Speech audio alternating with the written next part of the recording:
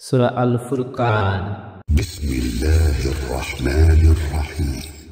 রহমান রহিম আল্লাহ তাআলার নামে।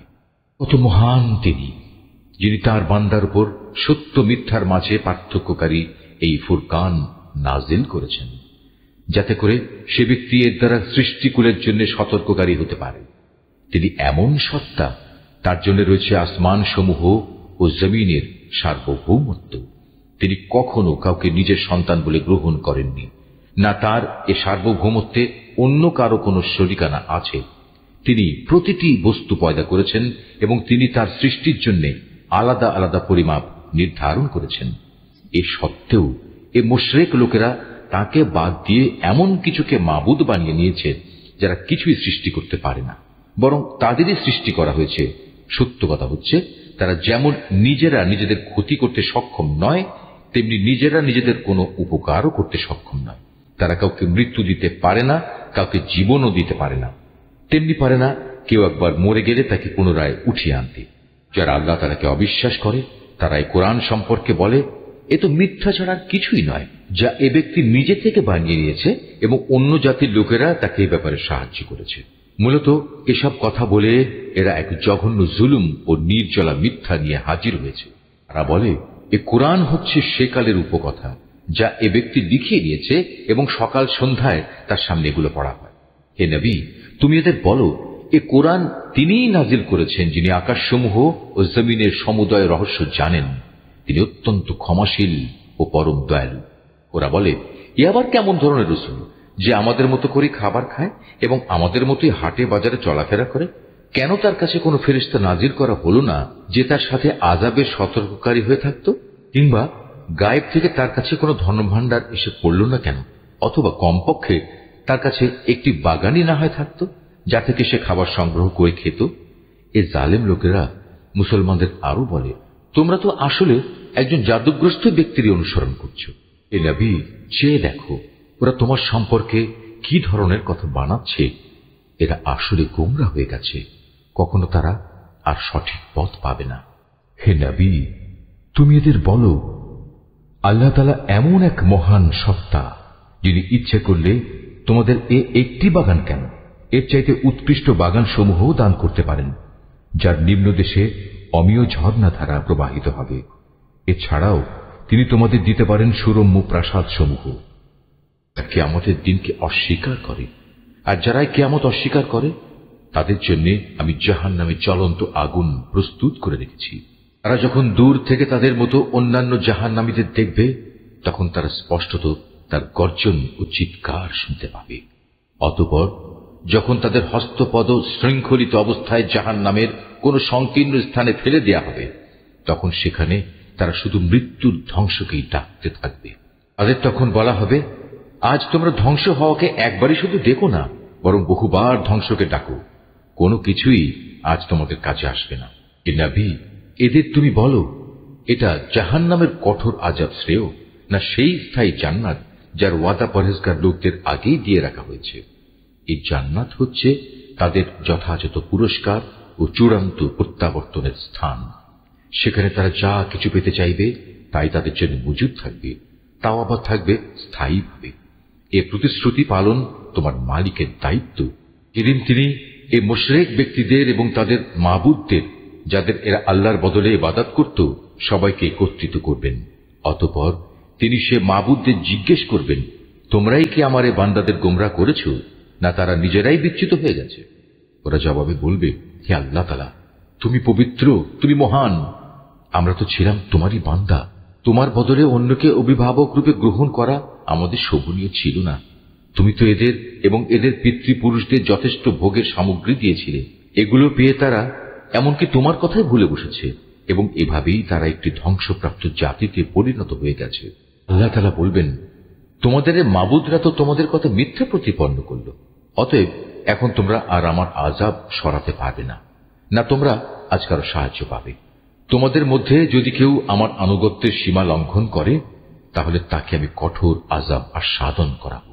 তোমার আগে আমি আরো যত রাসূল পাঠিয়েছি, তারা মানুষের মতোই আহার করত, অন্য মানুষদের মতোই তারা হাটে বাজারে যেত। আসল কথা হচ্ছে, মানুষদের মধ্যে থেকে রসুল পাঠিয়ে আমি তোমাদের একজনকে আরেকজনের জন্য পরীক্ষার উপকরণ বানিয়েছি। এই পরীক্ষায় তোমরা কি ধৈর্য ধারণ করবে না? তোমার মালিক কিন্তু তোমাদের সব কিছুই দেখছেন।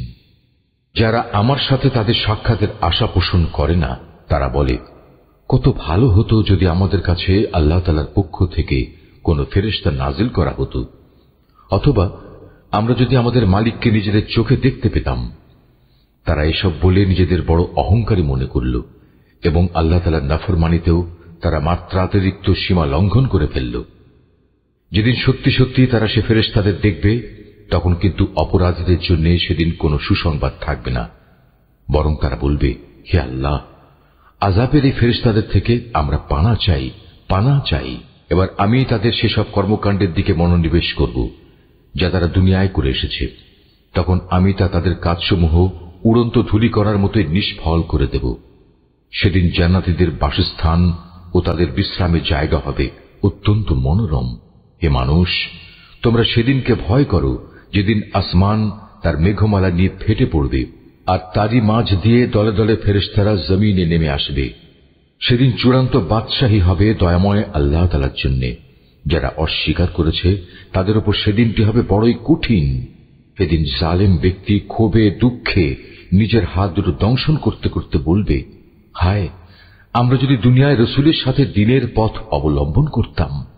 দুর্ভাগ্য আমার, আমি যদি অমুককে নিজের বন্ধু না বানাতাম। আমার কাছে দ্বীনের উপদেশ আসার পর সে তা থেকে আমাকে বিচ্যুত করে দিয়েছিল। আর শয়তান তো হামেশাই মানুষকে বিপদের সময় একলা ফেলে কেটে পড়ে। সেদিন রসুল বলবে, হে মালিক, অবশ্যই আমার জাতি কোরআনকে একটি পরিত্যাজ্য বিষয় মনে করেছিল। হে নবী, এভাবেই আমি প্রত্যেক যুগের অপরাধীদের প্রত্যেক নবীর দুশমন বানিয়ে থাকি। অতএব তুমি মনক্ষুণ্ণ হও না। তোমার পথ প্রদর্শন ও সাহায্য করার জন্য তোমার মালিকই যথেষ্ট। এরা কোরআন অস্বীকার করে তারা বলে, আচ্ছা, পুরো কোরআনটা তার উপর একবারে নাজিল হল না কেন? আসলে কোরআন তো এভাবেই নাজিল হওয়া উচিত ছিল, যাতে করে এ ওহী দ্বারা আমি তোমার অন্তরকে মজবুত করে দিতে পারি। এ কারণেই আমি একে থেমে থেমে নাজিল করেছি। ছাড়া ওরা তোমার কাছে যে কোনো ধরনের বিষয় ও সমস্যা নিয়েই আসুক না কেন, আমি সাথে সাথেই তোমার কাছে এর একটা যথার্থ সমাধান এনে হাজির করতে পারি এবং প্রয়োজনে তার একটা সুন্দর ব্যাখ্যাও বলে দিতে পারি।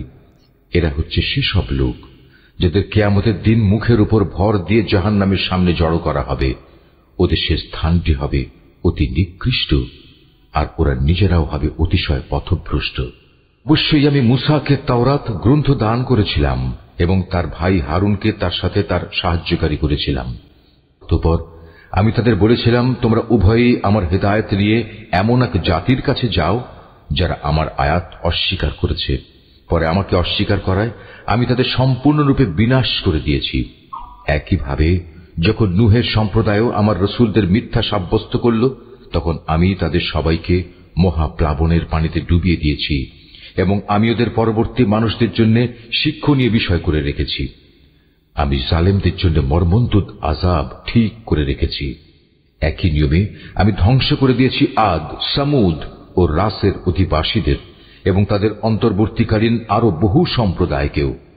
তাদের প্রত্যেকের কাছেই আমি আগের ধ্বংসপ্রাপ্ত জাতিসমূহের নিদর্শনসমূহ উপস্থাপন করেছি, যা দিয়ে আমি তাদের সতর্ক করেছিলাম। কিন্তু কেউই যখন সতর্কবাণী শুনল না, তখন আমি তাদের সবাইকে চূড়ান্তভাবে নির্মূল করে দিয়েছি। এরা তো সে জনপদ দিয়েই নিত্য আসা যাওয়া করে, যার উপর আযাবের বৃষ্টি বর্ষণ করা হয়েছিল। ওরা কি তা দেখছে না? আসল কথা হচ্ছে, এরা পুনরায় জীবিত হওয়ার কোনো আশাই পোষণ করে না। নবী, এরা যখন তোমাকে দেখে তখন তোমাকে কেবল ঠাট্টা বিদ্রুপের পাত্র রূপেই গণ্য করে বলে, এ কি সে লোক যাকে আল্লাহ তাআলা রসুল করে পাঠিয়েছেন? এ ব্যক্তিই তো আমাদের দেবতাদের ইবাদত থেকে আমাদের সম্পূর্ণ বিচ্যুতই করে দিত যদি আমরা তাদের উপর দৃঢ় প্রতিষ্ঠিত না থাকতাম। হ্যাঁ, তারা যখন আল্লাহ তাআলার আযাব স্বচক্ষে দেখতে পাবে, তখন ভালো করে জানতে পারবে কে তোমাদের মাঝে বেশি পথভ্রষ্ট ছিল। হে নবী, তুমি কি সে ব্যক্তির অবস্থা দেখোনি যে তার কামনা বাসনাকে নিজের মাবুদ বানিয়ে নিয়েছে? তুমি কি তার মতো ব্যক্তিকে সঠিক পথে আনার কোন দায়িত্ব নিতে পারো? হে নবী, তুমি কি সত্যি মনে করো তাদের অধিকাংশ লোক তোমার কথা শোনে কিংবা এর মর্ম বোঝে? আসলে ওরা হচ্ছে পশুর মতো, বরং কোনো কোনো ক্ষেত্রে তারা আরো বেশি বিভ্রান্ত। হে নবী, তুমি কি তোমার মালিকের কুদরতের দিকে তাকিয়ে দেখো না, কিভাবে তিনি ছায়াকে সর্বত্র বিস্তার করে রেখেছেন? তিনি ইচ্ছা করলে তা তো একই স্থানে স্থায়ী করে রাখতে পারতেন। অতঃপর আমি কিন্তু সূর্যকে তার উপর একটি স্থায়ী নির্ঘণ্ট বানিয়ে রেখেছি। পরে আমি ধীরে ধীরে তাকে আমার দিকে গুটিয়ে আনব। আল্লাহ তাআলাই তোমাদের জন্য রাতকে আবরণ, ঘুমকে আরাম ও দিনকে জেগে ওঠার সময় করে দিয়েছেন। তিনি তার বৃষ্টিরূপী রহমতের আগে সুসংবাদবাহী বায়ু প্রেরণ করেন, অতঃপর আসমান থেকে তার মাধ্যমে বিশুদ্ধ পানি বর্ষণ করেন, যেন তা দিয়ে তিনি মৃত ভূখণ্ডে জীবনের সঞ্চার করতে পারেন এবং তা দিয়ে তার সৃষ্ট অসংখ্য জীব জন্তু ও মানুষের পিপাসার নিবারণ করতে পারেন। আমি বারবার তাদের মাঝে সংঘটিত করি যাতে করে তারা এ বিষয়টি থেকে শিক্ষা গ্রহণ করতে পারে, কিন্তু অধিকাংশ মানুষই আমার অকৃতজ্ঞতা ছাড়া অন্য কিছু করতে অস্বীকার করল। আমি ইচ্ছা করলে প্রতিটি জনপদে এক একজন সতর্ককারী পাঠাতে পারতাম। অতএব তুমি কাফেরদের এই অভিযোগের পেছনে পড়ো না, তুমি এ কোরআন দিয়ে তাদের প্রচন্ড মোকাবেলা করো। তিনি একই জায়গায় দুটো সাগর একসাথে প্রবাহিত করে রেখেছেন, একটি হচ্ছে মিষ্ট ও সুপেয়, আরেকটি লোনা ও ক্ষার বিশিষ্ট। উভয়ের মাঝখানে তিনি একটি সীমারেখা বানিয়ে রেখেছেন। সত্যি এটি একটি অনতিক্রম্য ব্যবধান। তিনি সে মহান সত্তা যিনি মানুষকে এক বিন্দু পানি থেকে পয়দা করেছেন, অতঃপর তিনি তাকে রক্ত সম্পর্ক দ্বারা পরিবার বন্ধন ও বৈবাহিক বন্ধন দ্বারা জামাই শ্বশুরে পরিণত করেছেন। তোমার মালিক প্রভূত ক্ষমতাবান। এ সবকিছু সত্ত্বেও তারা আল্লাহর বদলে এমন সবকিছুর ইবাদত করে যা না তাদের কোনো উপকার করতে পারে না তাদের কোনো ক্ষতি করতে পারে। আসলে প্রতিটি কাফের ব্যক্তি নিজের মালিকের মোকাবেলায় বিদ্রোহীরই সাহায্যকারী হয়ে থাকে। আমি তো তোমাকে কেবল জান্নাতের সুসংবাদ দাতা ও জাহান্নামের সতর্ককারী রূপেই পাঠিয়েছি। তুমি এদের বলো, আমি তো তোমাদের কাছ থেকে এজন্য কোনো পারিশ্রমিক দাবি করছি না। হ্যাঁ, আমি চাই তোমাদের প্রতিটি ব্যক্তি যেন তার মালিক পর্যন্ত পৌঁছার সঠিক রাস্তা অবলম্বন করে। হে নবী, তুমি সেই চিরঞ্জীব সত্তার উপর নির্ভর করো যার মৃত্যু নেই। তুমি তাঁরই সপ্রশংস পবিত্রতা ও মহিমা ঘোষণা করো। তিনি তার বান্দাদের গুনাহ খাতা সম্পর্কে সম্যক ওয়াকিবহাল। তিনি মহান আল্লাহ তাআলা, যিনি আকাশমণ্ডলী, পৃথিবী ও ওদের মধ্যবর্তী সমস্ত কিছু 6 দিনে সৃষ্টি করেছেন। অতঃপর তিনি তার আরশে সমাসীন হন। তিনি অতি দয়াবান আল্লাহ। তার মর্যাদা সম্পর্কে সে লোককে তুমি জিজ্ঞেস করো যে এ সম্পর্কে অবগত আছে। তখন ওদের বলা হয়, তোমরা দয়াময় আল্লাহ তাআলার প্রতি সাজদা অবনত হও। তখন তারা বলে, দয়াময় আল্লাহ আবার কে? যাকে তুমি সিজদা করতে বলবে তাকেই কি আমরা সিজদা করব? বস্তুত তোমার আহ্বান তাদের বিদ্বেষ বরং আরো বাড়িয়ে দিয়েছে।